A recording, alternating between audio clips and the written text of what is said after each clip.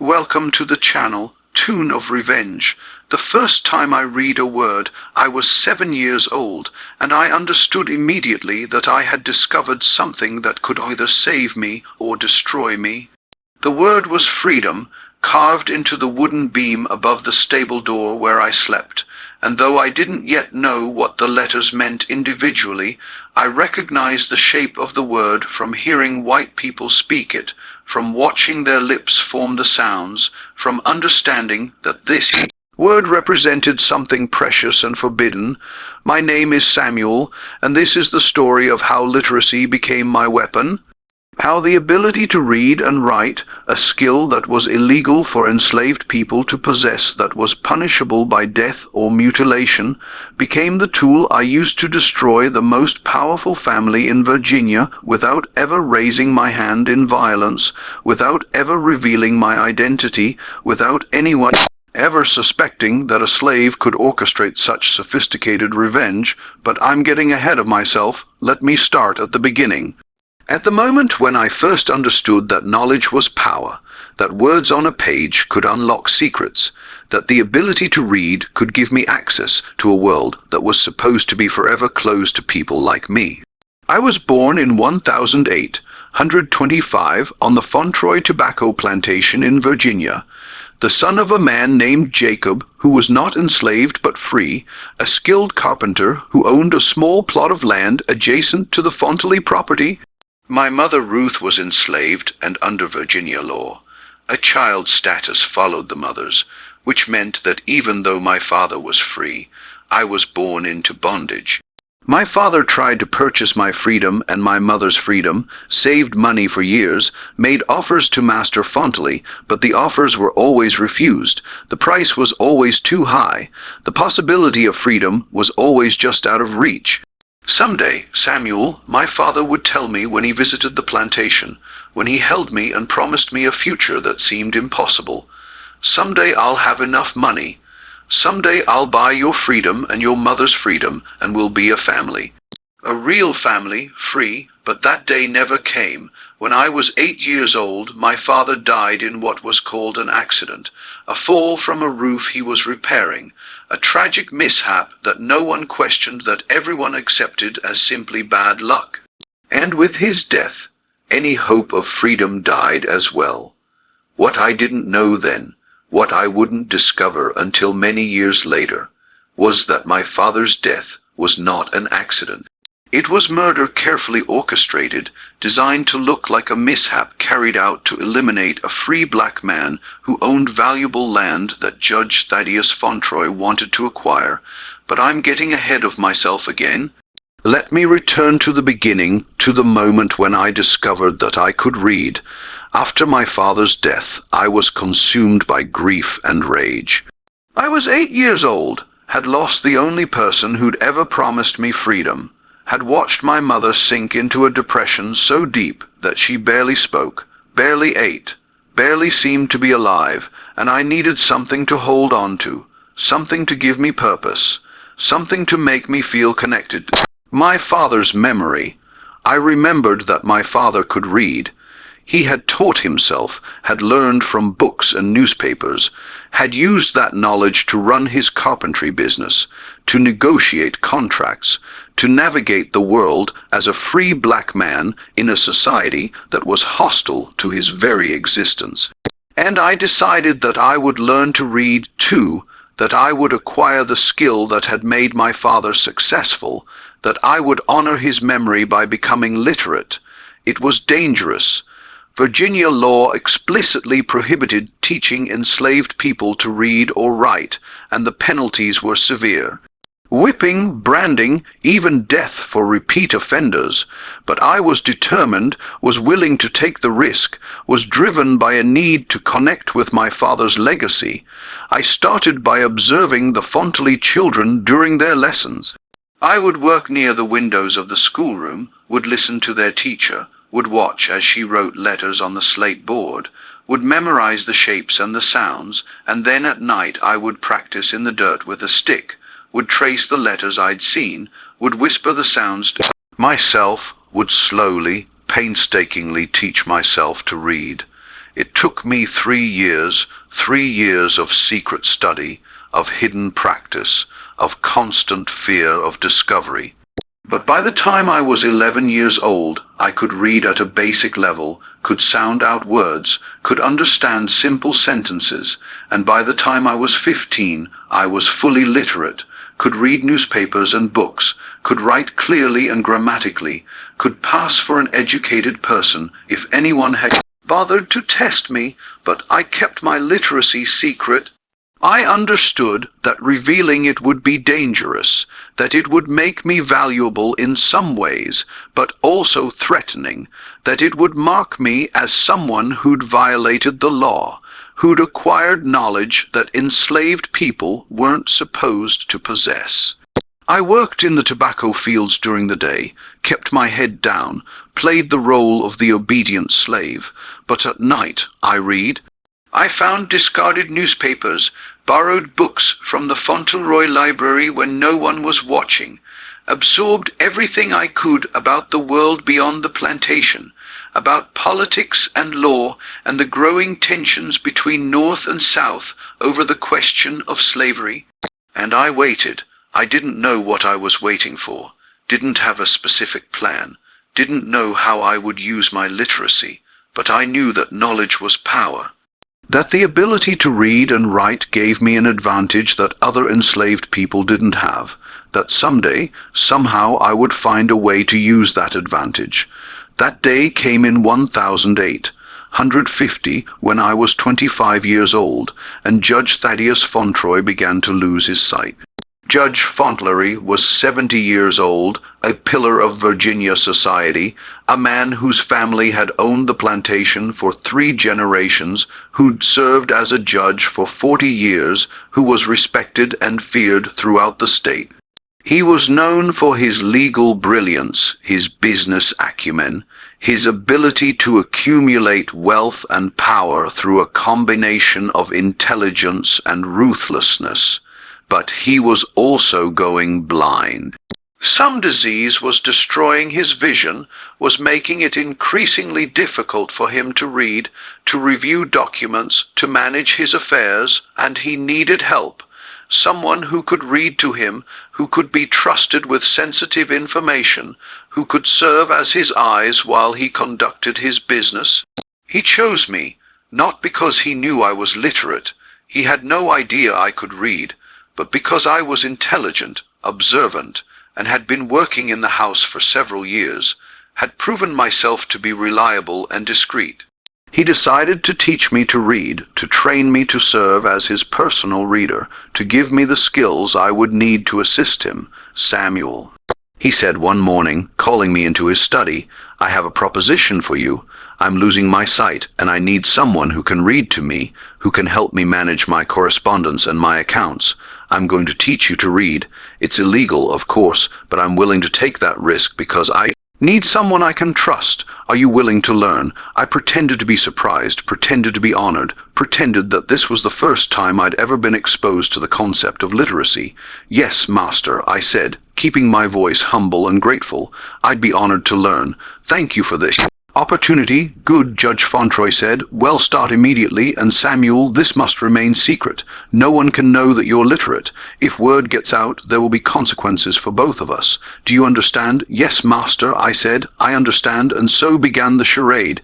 Judge Fauntleroy taught me to read, giving me lessons that I pretended to struggle with, making mistakes deliberately, acting like I was slowly, painfully acquiring a skill that I'd actually mastered years earlier, and he was pleased with my progress, was impressed by how quickly I seemed to learn, never suspecting that I was already fully literate, that I was playing a role, that I was hiding the extent of my knowledge. Within a few weeks, I was reading to him daily, newspapers, business correspondence, legal documents, everything he needed to manage his affairs, and I was careful, was meticulous, was the perfect servant who read exactly what was on the page without comment or judgment, who never gave any indication that I understood the significance of what I was reading, but I understood everything.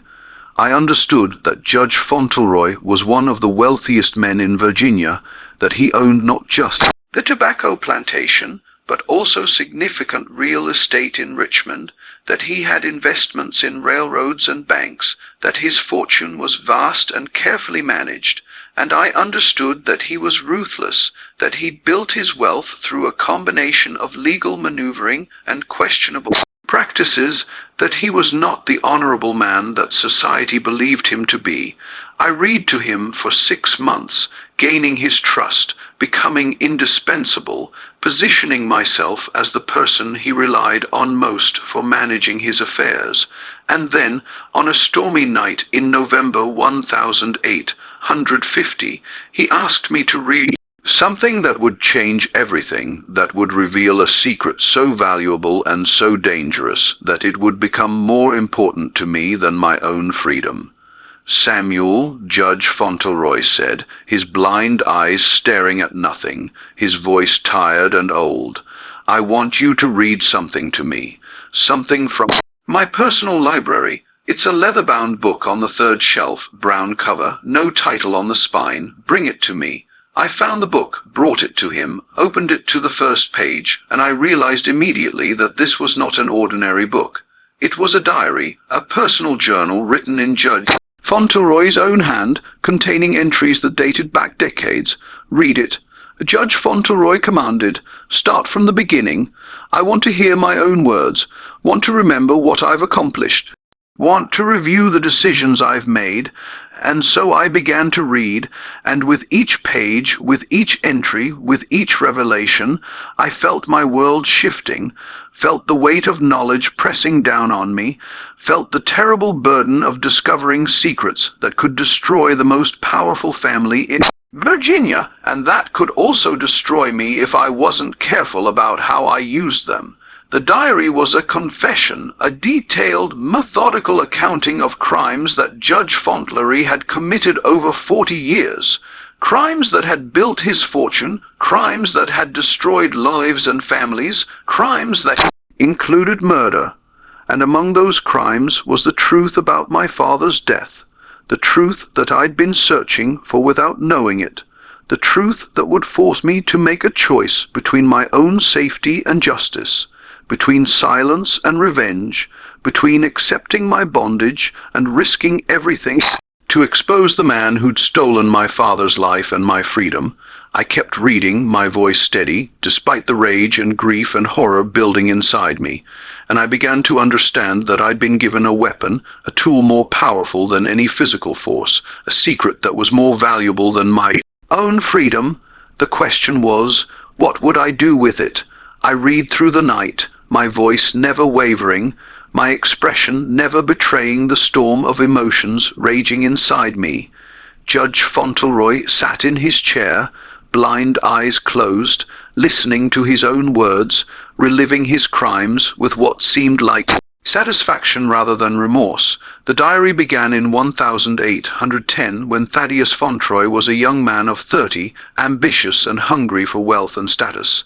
The first entry that caught my attention was dated March 15, 1810. Today I resolve the problem of my brother Jonathan. He has always been father's favorite, the one who was meant to inherit the plantation and the family fortune. But Jonathan is weak, sentimental, unsuited to the ruthlessness required to maintain our position. I have decided that he must be removed, and I have devised a plan that will appear to be a tragic accident. I continued reading, my heart pounding, as Judge Fauntleroy described in meticulous detail how he'd arranged his brother's death, a hunting accident in which Jonathan had been shot and killed, with Thaddeus present as the only witness, claiming that Jonathan had stumbled and his rifle had discharged accidentally. The authorities accepted my account without question. The diary continued. Why would they suspect me? I am the grieving brother, devastated by this tragedy, and now I am also the heir, the one who will inherit everything. Father is old and will not last much longer. Soon all of this will be mine.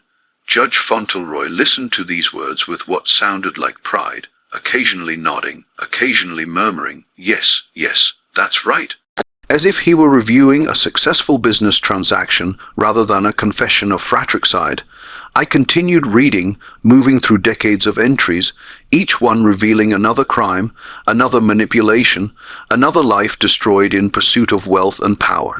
In 1815, Judge Fauntleroy had orchestrated the financial ruin of a neighboring plantation owner named Harrison Blackwood, spreading false rumors about Blackwood's debts and creditworthiness, manipulating the banks to call in his loans, forcing him to sell his property at a fraction of its value. To Judge Fauntleroy, of course, Blackwood wept when he signed the papers the diary recorded. He begged me to reconsider, to give him more time, but business is business, and sentiment has no place in matters of property and profit. His land is now mine, and his family is ruined. Such is the price of weakness. In 1822, Judge Fauntleroy had used his position as a judge to manipulate a court case, ensuring that a rival businessman was convicted of fraud and imprisoned, eliminating competition and allowing Fauntleroy to acquire the man's shipping interests. Justice is a tool, what the diary stated. Those who control the law control reality. I sentenced Marcus Thornton to 10 years in prison for crimes he did not commit. And I did so from the bench, wearing the robes of judicial authority, speaking with the voice of the law, and no one questioned it, because I am Judge Fauntleroy, and my word is law. But the entry that shattered me, that made my hands shake and my voice nearly break, was dated September 12th, 1833, the day my father died. Today I resolve the problem of Jacob, the free Negro carpenter who owns the land adjacent to my eastern boundary. He has refused all my offers to purchase his property, insists on maintaining his independence, represents a threat to my plans for expansion. I have decided that he must be removed, and I have devised a plan that will appear to be a tragic accident. I forced myself to continue reading, forced myself to maintain my composure, forced myself to keep my voice steady as I read the detailed description of how Judge Fauntleroy had arranged my father's death. I hired a man named Silas Crow to tamper with the roof Jacob was repairing to weaken the support so that they would collapse when Jacob's weight was upon them. The plan worked perfectly. Jacob fell, broke his neck, died instantly. The authorities ruled it an accident, and I was able to purchase his land from his widow for a pittance. She had no choice. A free Negro woman with no husband, no protection, no resources. She sold me the land and disappeared. And now that property is mine. My mother, Judge Fauntleroy, had stolen my father's land from my mother, had forced her to sell it for almost nothing, had taken everything my father had worked for, had built his life on. And then years later, when my mother had died of grief and exhaustion, Judge Fauntleroy had owned me completely, not just my labor, but the very land that should have been my inheritance. I wanted to stop reading, wanted to throw the diary at Judge Fauntleroy's blind face, wanted to scream and rage and demand justice, but I didn't. I kept reading, kept my voice calm and professional, kept playing the role of the obedient slave who was simply performing a service for his master, because I understood something in that moment, something crucial. This diary was more valuable than my own freedom. This diary was a weapon that could destroy Judge Fauntleroy, that could bring down his entire family, that could expose decades of crimes and restore some measure of justice to all the people he'd harmed. But using that weapon required patience, required planning, required a level of sophistication and strategic thinking that would be far more difficult than simply revealing the diary's content. Because if I revealed the diary directly, if I tried to use it as evidence, I would be killed immediately. A slave accusing a prominent judge of murder that was not just futile, it was suicidal. No, I needed a different approach. I needed to use the information in the diary without revealing that I had access to it, needed to destroy Judge Fontele's empire without anyone ever suspecting that a literate slave was the architect of his downfall. I finished reading for the night, closed the diary, returned it to its place on the shelf. Judge Fauntleroy nodded, satisfied, dismissed me to my quarters. "That was good, Samuel," he said. "You read well. We'll continue tomorrow night. There's much more to review." "Yes, master," I said. "Thank you, master." I returned to my small room in the slave quarters, lay on my narrow bed, stared at the ceiling, and began to plan. I had discovered a secret that was more valuable than my own freedom. And I was going to use that secret to bring justice to my father, to all the people Judge Fauntleroy had destroyed, to everyone who'd suffered under his ruthless pursuit of wealth and power. The literate slave was about to become something more dangerous than Judge Fauntleroy could ever imagine. And by the time he realized what was happening, it would be too late to stop it. Over the next 3 months, I continued reading the diary to Judge Fauntleroy night after night, absorbing every detail, memorizing names and dates and specific crimes. And during the day, I began to implement my plan. A plan so subtle, so carefully orchestrated that no one would ever suspect that a slave was behind it. The diary had given me something precious, detailed information about Judge Fauntleroy's crimes, including specific facts that only the perpetrator and his victims would know. And I realized that I could use those facts to create chaos, to turn Judge Fauntleroy's victims and their families against him, to destroy his reputation and his empire without ever revealing my own role.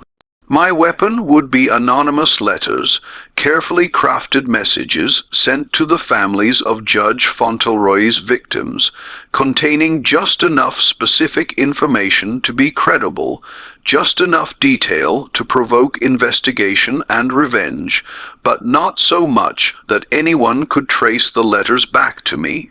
The first letter I wrote was to the Blackwood family, the descendants of Harrison Blackwood, whose plantation had been stolen through Judge Fauntleroy's manipulation in 1815. Harrison's son, Thomas Blackwood, was now a successful businessman in Richmond, and I knew from reading the newspapers that he'd always harbored suspicions about how his father had been ruined. I wrote the letter late at night, using paper and ink I'd carefully stolen from Judge Fauntleroy's study, disguising my handwriting to make it appear to be from an educated white person rather than from a slave. "Mr. Thomas Blackwood," the letter began, "I write to you as someone who has knowledge of a great injustice committed against your father. In 1815, Judge Thaddeus Fauntleroy orchestrated your father's financial ruin through deliberate manipulation. He spread false rumors about your father's creditworthiness to the Richmond Bank, specifically telling the bank president, Mr. James Morrison, that your father had gambling debts of $15, a complete fabrication. He then arranged for the bank to call in your father's loans simultaneously, knowing that your father could not possibly pay them all at once. When your father was forced to sell his plantation, Judge Fauntleroy purchased it for $800, less than 1/5 if of its actual value. This was not bad luck or poor business judgment on your father's part. This was calculated theft orchestrated by a man who used his position and influence to destroy your family for his own profit. I provide these specific details so that you may investigate and determine the truth for yourself. The records exist, the witnesses are still alive, justice may yet be served. I did not sign the letter. I addressed it carefully, waited for an opportunity to have it posted from Richmond rather than from the local area.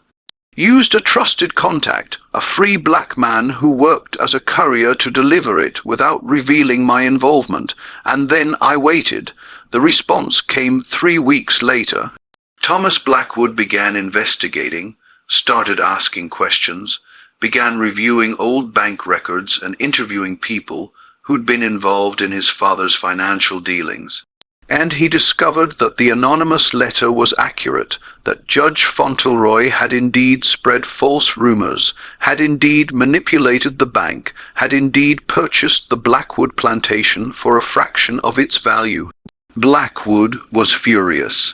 He hired lawyers, began preparing a lawsuit, started gathering evidence to prove that Judge Fauntleroy had committed fraud, and he began telling his story to other prominent families, began suggesting that if Judge Fauntleroy had done this to the Blackwoods, he might have done similar things to others.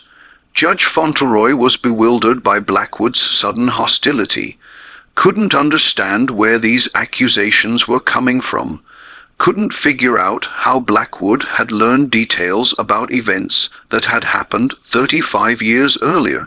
"It's absurd," he told me one evening as I read the newspaper to him, which contained an article about Blackwood's accusations. "How could Blackwood possibly know these things? I was careful. I covered my tracks.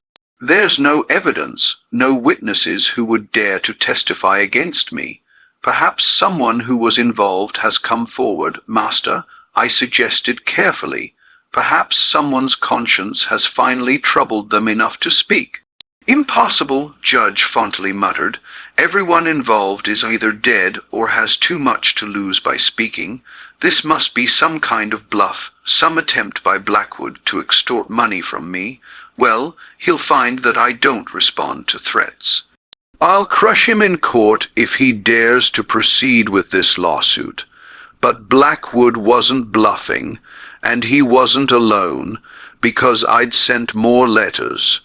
The second letter went to the family of Marcus Thornton, the businessman who'd been falsely convicted of fraud in 1822 and had died in prison.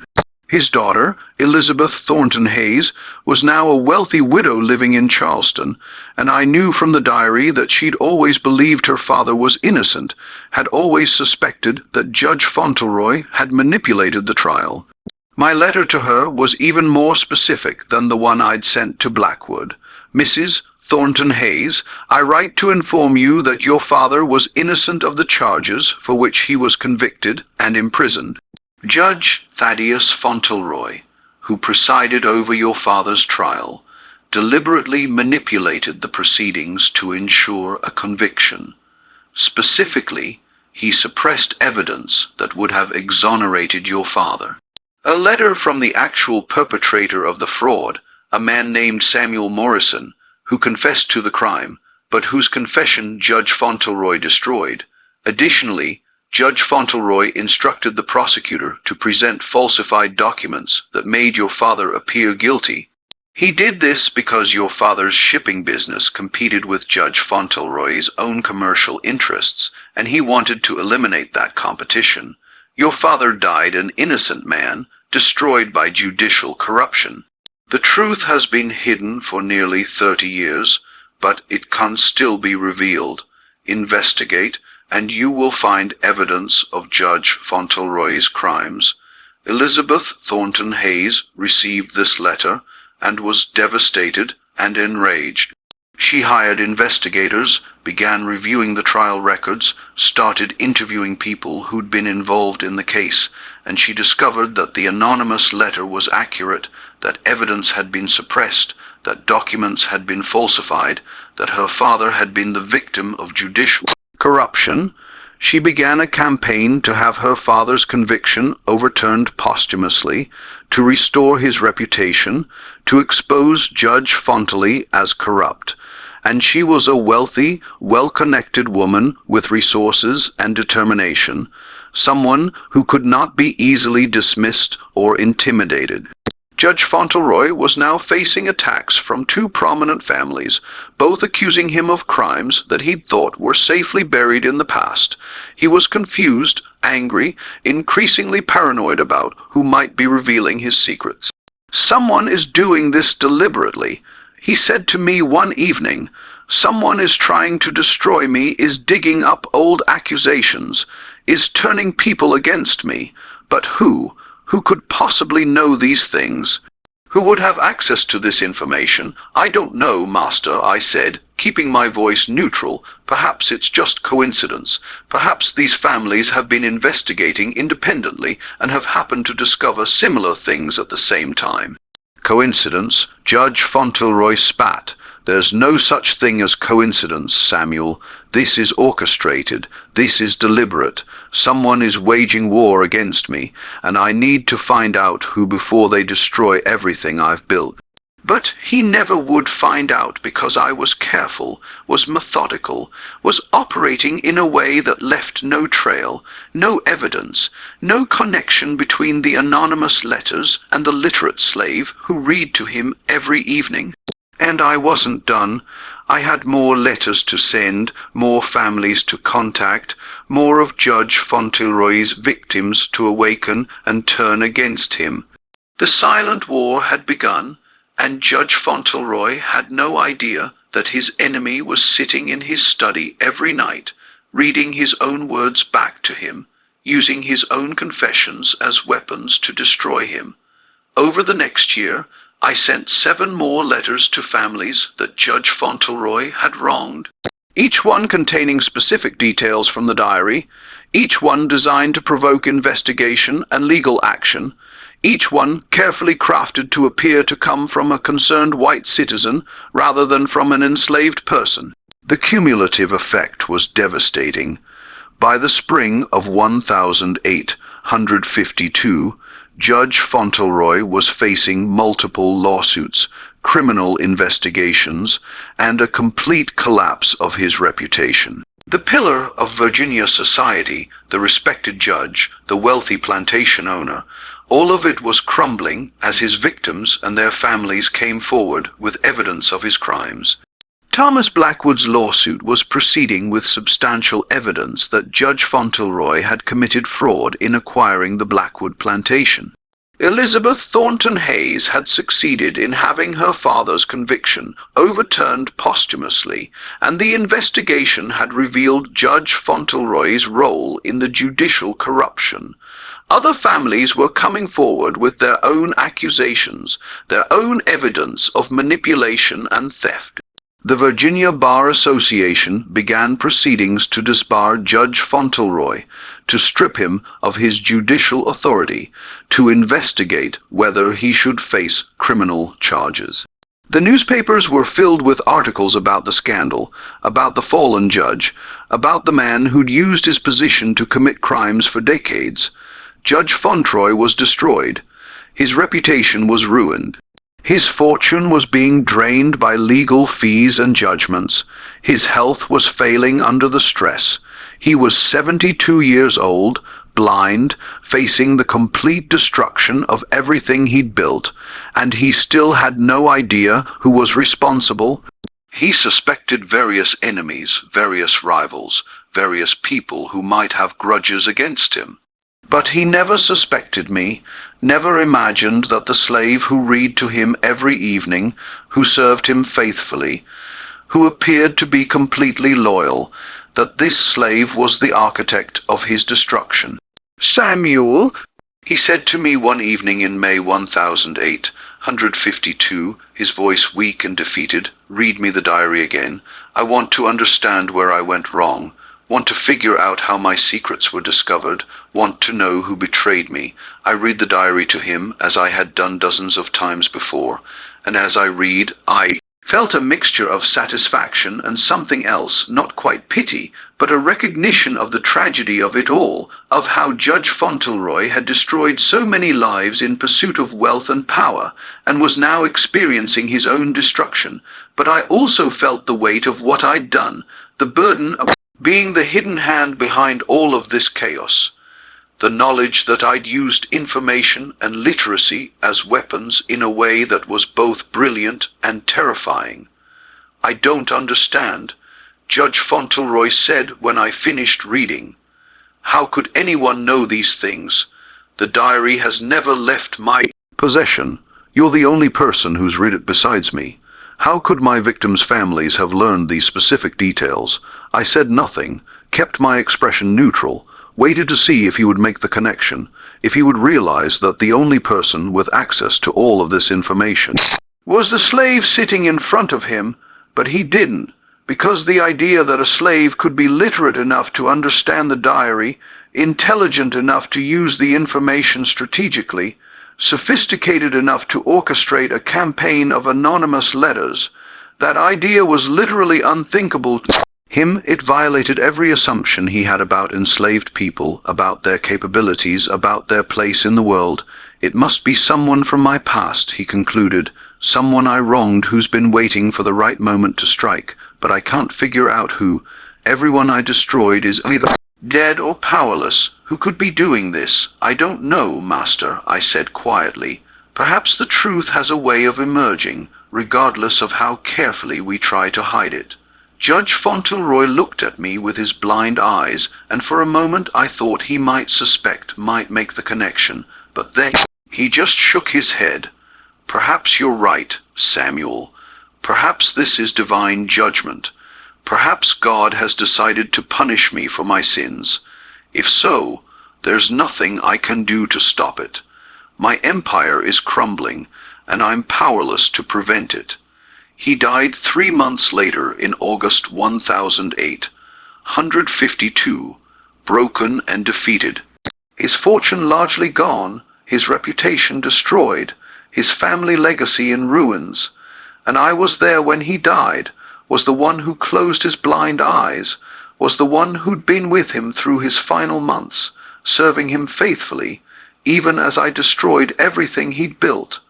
His son, Richard Fauntleroy, inherited what was left of the estate, which wasn't much. The lawsuits and judgments had taken most of the family's wealth. The plantation was heavily mortgaged. The investments had been liquidated to pay legal fees. The Fauntleroy empire, built over 3 generations through crime and ruthlessness, had been destroyed in less than 2 years, and Richard Fauntleroy, facing financial ruin, made a decision that would complete the circle of justice that I'd set in motion. He decided to sell the plantation. The property was put up for auction in September 1852, and I watched, silent and observant, as various buyers examined the land, as they discussed the property's value, as they prepared to bid. And then something extraordinary happened. A consortium of free black businessmen from Richmond, led by a man named Thomas Freeman, made an offer. They'd been pooling resources, had been looking for an opportunity to purchase land, had seen the Fauntleroy plantation auction as their chance. Their offer was lower than what Richard Fauntleroy had hoped for, but it was the only serious offer he received. The plantation's reputation was tainted. The land was associated with scandal and crime, and white buyers were reluctant to purchase it. Richard Fauntleroy accepted the offer, and in October 1852, the Fauntleroy plantation, the land that had been built on my father's murder, that had been the source of so much suffering and injustice, was sold to a group of free black men who intended to transform it into something different, something better, and I was included in the sale. I was still enslaved, was still property, was transferred along with the land to the new owners. But Thomas Freeman, the leader of the consortium, had plans that I didn't yet know about.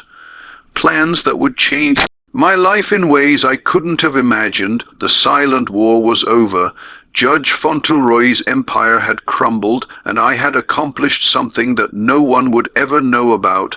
I had used literacy, information, and strategic thinking to destroy one of the most powerful families in Virginia, to bring justice to my father and to all of Judge Fauntleroy's victims, to prove that knowledge truly was power. But my story wasn't over. In fact, it was just beginning. Thomas Freeman called me into his office 3 days after the sale was finalized. I entered nervously, unsure of what to expect, still adjusting to the reality that I now belonged to a black man rather than to a white family, that my circumstances had changed in ways I didn't yet understand. "Samuel," Freeman said, gesturing for me to sit, which was itself shocking, as enslaved people were never invited to sit in the presence of their owners. "I want to talk to you about something important, but first I need to know, Can you read and write? I hesitated, uncertain whether to reveal my literacy, unsure of whether this was a trap or a genuine question. It's all right, Freeman said gently. You can tell me the truth. I'm not going to punish you for being literate. In fact, I'm hoping you are literate because if so, I have a proposition for you. Yes, I said quietly, I can read and write. I taught myself when I was young and I've been hiding it for years. Freeman smiled. I thought so. I've been investigating you, Samuel. I've been asking questions, learning about your history, trying to understand who you are, and I've discovered some interesting things. He pulled out a folder, opened it, showed me documents that made my heart race. These are the anonymous letters that were sent to the families Judge Fontroy wronged. Freeman said, I've been collecting them, comparing them, analyzing them, and I've noticed something interesting. They all contain information that could only have come from someone with intimate knowledge of Judge Fauntleroy's private affairs. Someone who had access to his personal records, his correspondence, his secrets. He looked at me intently. Someone like you, Samuel, someone who read to Judge Fauntleroy every evening, who had access to his study, who could have discovered his diary and used the information in it to destroy him. I said nothing, my mind racing, trying to decide whether to admit or deny, whether Freeman was threatening me or offering me something.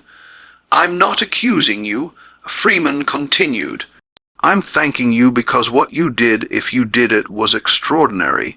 You used literacy as a weapon, used information to bring down a corrupt and evil man, used intelligence and strategy to accomplish what no one else could have accomplished. You destroyed Judge Fauntleroy's empire without ever raising your hand in violence, without ever revealing your identity, without anyone ever suspecting that a slave was behind it all. He paused, let his words sink in.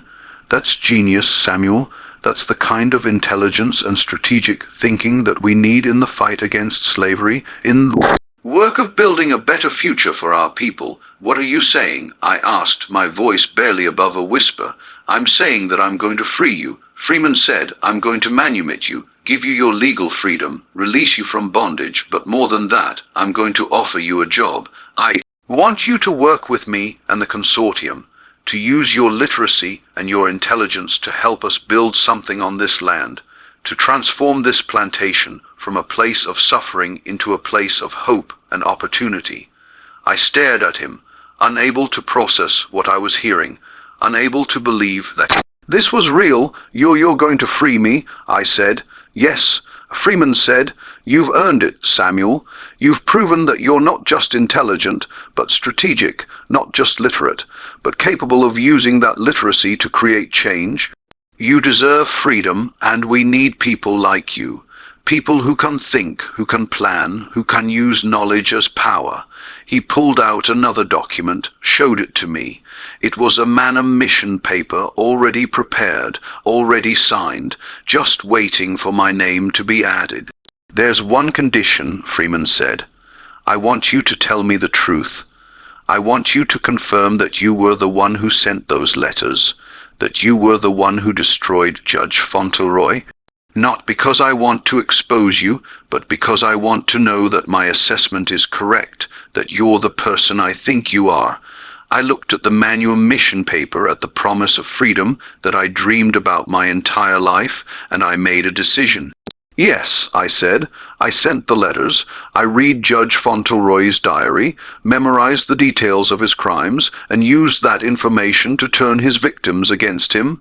I destroyed his empire, brought justice to my father and to everyone he'd wronged, and I did it all without anyone ever suspecting that a slave was responsible. Freeman smiled, a broad, genuine smile of admiration and respect. I knew it. I knew you were extraordinary. Welcome to freedom, Samuel. Welcome to the beginning of your new life. He signed the manumission paper, handed it to me, and I held it with trembling hands, staring at the document that declared me to be free, that released me from bondage, that gave me legal status as a person rather than as property. What happens now? I asked. Now we build, Freeman said. We transform this plantation into a cooperative farm owned and operated by free black people. We create a school, teach literacy to everyone who wants to learn, prove that education is the key to freedom and empowerment. We build a community, a place where people can live with dignity and hope. Where the land that was once soaked with the blood and tears of enslaved people becomes the foundation for a better future, and that's exactly what we did. Over the next decade, the former Fauntleroy plantation was transformed into something remarkable, a thriving community of free black families. Fair cooperative farm that was successful and prosperous, a school that educated hundreds of children and adults, a church that served as a spiritual and social center, and I was at the heart of it all. I taught reading and writing, used my literacy to help people navigate the legal system, to understand contracts to protect themselves from exploitation. I helped manage the cooperative's finances, used my knowledge of business and law to ensure that we were successful and sustainable. And I told my story, not publicly, not in a way that would expose me to danger, but privately to the people in our community, to the children I taught, to anyone who needed to understand that knowledge was power, that literacy was a weapon, that intelligence and strategy could accomplish what violence alone could not. I was a slave who learned to read, I would tell them, and that literacy gave me access to secrets, to information, to knowledge that I used to destroy the man who'd enslaved me and murdered my father. I didn't use violence. I didn't raise my hand against anyone. I just used words, information, strategic thinking, and I brought down one of the most powerful families in Virginia. The children would listen with wide eyes, would understand that education was not just about reading and writing, but about power and agency and the ability to shape their own destinies. I lived until 1895, dying at the age of 70, having spent 43 years in freedom, longer than I'd spent in bondage. And in those years of freedom, I saw the end of slavery, saw the passage of the 13th Amendment, saw formerly enslaved people begin to build lives and communities and futures that had been denied to them for so long. But I also saw the rise of Jim Crow laws, saw the creation of new systems of oppression, saw that the fight for true equality was far from over. The war against slavery was won. I told my grandchildren near the end of my life, but the war for justice continues, and the weapons in that war are the same weapons I used against Judge Fauntleroy. Knowledge, literacy, strategic thinking, the ability to use information to create change. Never stop learning, never stop reading, never stop using your intelligence to fight against injustice, because knowledge truly is power and literacy truly is freedom. I was buried in the cemetery on the former Fauntleroy plantation on land that had once been the source of so much suffering, but that had been transformed into a place of hope and community. And on my gravestone they inscribed words that captured the essence of my life. Samuel Freeman, 1825, 1895. He discovered a secret more valuable than his own freedom, and he used that secret to bring justice to generations. A literate slave who proved that knowledge is the greatest weapon against oppression. The story of the literate slave who destroyed a judge's empire became a legend in our community, a tale told to inspire and encourage, a demonstration that resistance takes many forms, that power can be wielded through intelligence as well as through force, that one person with knowledge and determination can change the world. They said that literacy was dangerous for enslaved people, that knowledge would make them rebellious and difficult to control. They were right, because I used my literacy to bring down one of the most powerful families in Virginia, to transform a plantation built on murder and theft into a community built on freedom, and hope to prove that the pen truly is mightier than the sword. I discovered a secret that was more valuable than my own freedom, and I used that secret not just to free myself, but to bring justice to everyone who'd been wronged, to transform suffering into redemption, to prove that knowledge wielded wisely and strategically can overcome even the most entrenched systems of oppression. This is my story, this is my legacy, and this is my message to everyone who reads these words. Learn, read, think, use knowledge as your weapon, and never ever underestimate the power of a literate mind determined to create change.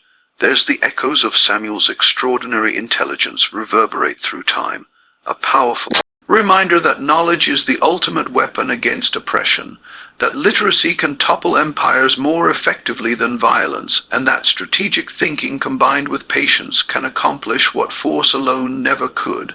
When Samuel taught himself to read as a grieving 8-year-old boy, when he spent years secretly acquiring knowledge that was forbidden to enslaved people, he was preparing himself for a battle he didn't yet know he would fight. His discovery of Judge Fauntleroy's diary, a detailed confession of decades of crimes, including the murder of Samuel's own father, presented him with a terrible choice: reveal the truth and die, or remain silent and betray his father's memory. But Samuel chose a third path, one that required extraordinary intelligence and patience. He would use the information in the diary to destroy Judge Fauntleroy without ever revealing his own role, would turn the judge's victims against him through anonymous letters, would orchestrate a campaign of justice that would appear to come from multiple sources rather than from a single enslaved person. The brilliance of Samuel's strategy lay in its subtlety. He didn't try to expose Judge Fauntleroy directly, didn't attempt to use the diary as evidence, didn't do anything that would immediately identify him as the source. Instead, he sent carefully crafted anonymous letters to the families of Fauntleroy's victims, providing just enough specific information to be credible, just enough detail to provoke investigation and legal action, but never so much that anyone could trace the letters back to him. The cumulative effect was devastating. Within 2 years, Judge Fauntleroy faced multiple lawsuits, criminal investigations, and complete destruction of his reputation, all orchestrated by a slave whom he trusted completely, whom he never suspected, whom he literally could not imagine being capable of such sophisticated strategic thinking. Samuel's story demonstrates that resistance takes many forms, that the most effective weapons are often intellectual rather than physical, that patience and strategic planning can accomplish what immediate action cannot. His decision to accept freedom from Thomas Freeman and to dedicate his life to education and community building showed that his goal was never just personal revenge, but systemic change, not just destroying one evil man, but creating opportunities for future generations to use knowledge as their weapon against oppression. The transformation of the Fauntleroy plantation from a place built on murder and theft into a thriving cooperative community of free black families represented the ultimate justice, not just destruction of an evil empire, but the creation of something positive and hopeful in its place. If these untold stories of intellectual resistance and strategic brilliance resonate with you, join our community to discover more hidden truths from the shadows of history, stories of those who used literacy as liberation, who proved that knowledge is power, who demonstrated that one person with intelligence and determination can change the world. Your support ensures these powerful narratives continue to inspire. Leave a comment sharing your thoughts. What does Samuel's story teach us about the power of education and strategic thinking? How do we honor those who fought oppression through intelligence rather than violence? Let us know which untold tale you'd like to hear next.